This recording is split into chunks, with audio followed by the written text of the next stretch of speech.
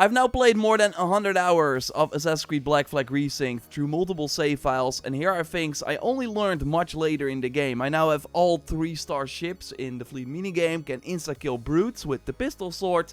We'll talk about getting some of the most challenging late game unlocks and way more. An important thing you will notice late in the game is that trade goods have many important uses, so you never want to sell them. They are, for one, needed for special unlocks at the treasure dealer that you can build at your hideout. He sells some powerful items, but is also able to restore special maps which require trade goods and specific pieces. This will get you access to the hunter outfit, some very cool ship cosmetics, strong weapons, and way more. It's easier said than done though, so I will go over how to restore these maps later in the video. But trade goods are also a way to get a ton of money from the fleet minigame that you can of course access from your manor and the captain's cabin on your ship.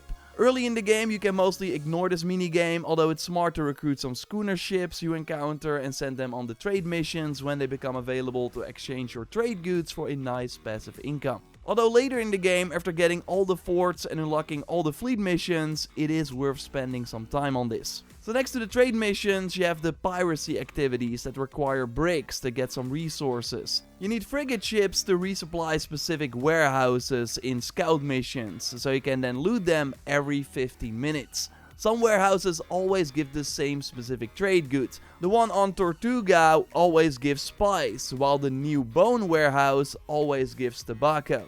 The Havana, Matanzas and Nassau warehouses that you can also restock through the fleet minigame give a random trade good in my experience. But overall though, the warehouses are totally a valid way to farm these trade goods. By completing the fleet missions, the risk level can increase in that region, but with man-o-war ships you can reduce the risk level to lower the amount of damage a ship takes when doing a mission. But this minigame also has some hidden depth. You've likely noticed that the ships you can recruit have a rank, which determines the amount of health that they have. Rank 3 has the most health, while rank 1 has the least. Now repairing a rank 3 ship does cost more money, but the other resources are the same, and because you can send a ship with more health on more missions before you have to repair it, a rank 3 ship is in the end the best option. Also, only repair a ship when it has a chance to fill the mission. If it will always survive the calculated damage, just send it, as the repair price is the same whether it has high or low health.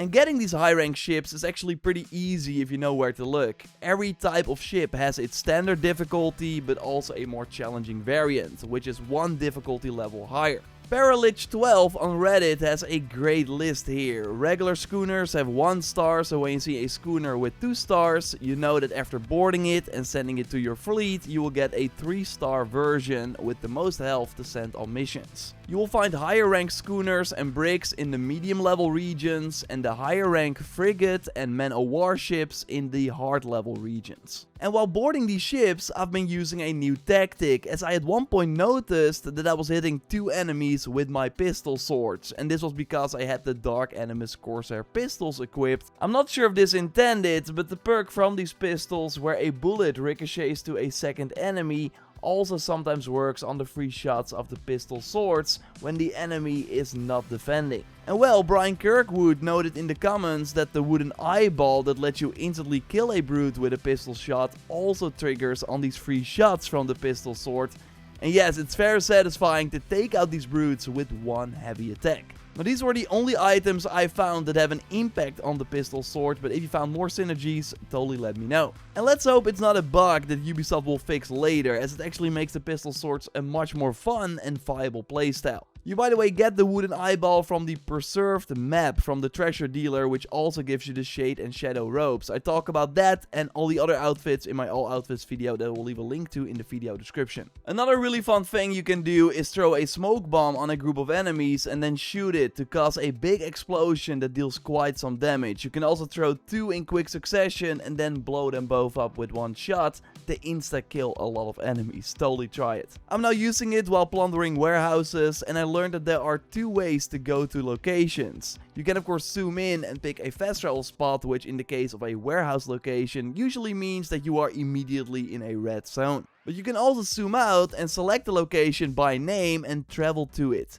You will now spawn at the docks next to your ship, especially handy when fast traveling back to your hideout, as you will now immediately be at the Harbor Master or other vendors. Thanks to Devil Devin for noting this in the comments. You'll be going to the Harbor Master often, of course, to fully upgrade the Jackdaw. I'm especially surprised by how much damage the fully upgraded ram and barrels do compared to their standard version. But boarding and looting other ships will only get you so far, as for the final upgrades you will need ultimate plans. You find many of them in the special chest in the different diving activities, so totally do them after getting the diving bell in the main story, but some of them are also hidden behind treasure maps. I'll talk about the treasure dealer maps in a moment, but first, how to fully upgrade your Jackdaw. You get the Heavy Shot Ultimate Plan treasure map from the Ambergris key location, and then you want to go to Mysteriosa over here on the map. The location looks like this, so here you can dig up the treasure. The Fire Barrel Strength Ultimate Plan treasure map can be found in Santanillas over here, and the treasure can be found in San Juan, very close to where you enter the location from the water over here on the map. The Heavy Shot Storage Plan treasure map can be found in the Cayman Sound Island, so that's right here, and the treasure is in the Petite Cavern over here on the map. It is next to the campfire and small waterfall, and this is where you find it, so dig it up. In this location you can also find the treasure map, so pick it up, and then you'll have to go to Tulum to find a treasure over here on the map, so dig it up. This will give you the Fire Barrel Storage Ultimate Plan. Two more ultimate plans are hidden behind treasures. Go to Tortuga to find the treasure map that takes you to Matanzas, and then go over here on the map in that small region. You'll find the Mortar Storage Ultimate Plan, after going through the waterfall and digging up the treasure. Go to Marijuana Island for the treasure map, and then to Andreas Island for the treasure over here, so it's near the palm trees, and then you get the Harpoon Strength Ultimate Plan. Having a fully upgraded Jackdaw will help when going after the Tattered Map from the treasure dealer. This rewards you with some pretty cool Jackdaw cosmetics, including the sleek crew attire. To get this, you need to board Pirate Hunter Frigate and Man-O-War ships, and then after boarding, select the Captain's Lockbox option. These will start appearing at Wanted level 3. If you die while fighting them and lose your Wanted level, simply reload your previous save.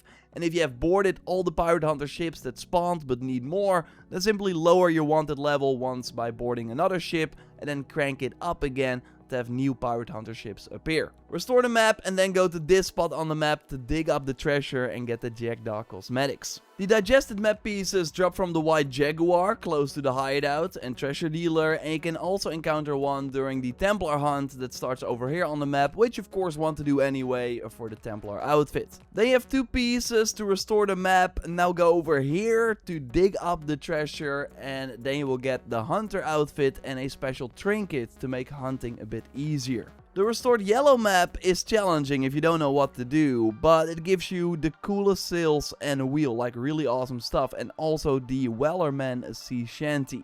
So you need to get 10 yellow map pieces through the fleet minigame. BRD Fornyfoot on Reddit figured out that they spawn in order. So how it works is that you will first get 2 map pieces from the trade mission in the northeast, and then you go down the list, you get 2 map pieces per region, but it's random, meaning that you have to be lucky that the trade mission that gives you the map as a reward appears. Maybe you already got a few like me. It's actually smart to check your inventory or the treasure dealer to see how many you have, because then you know where the mission can appear. I have 4, which means that by looking at the chart that I will get my next one from a mission in the southeast, and the one after that will be in the southeast as well. So do trade missions until it shows up. So I now find it, and I'm about to complete the trade mission that rewards me with the map. Then you want to save your game before claiming it. Now claim it and then see if you got a new trade mission that rewards the map by looking at the region where it should appear. If that's not the case, I reload the manual save I just made, claim the rewards again, and then again see if the trade mission is now on the map.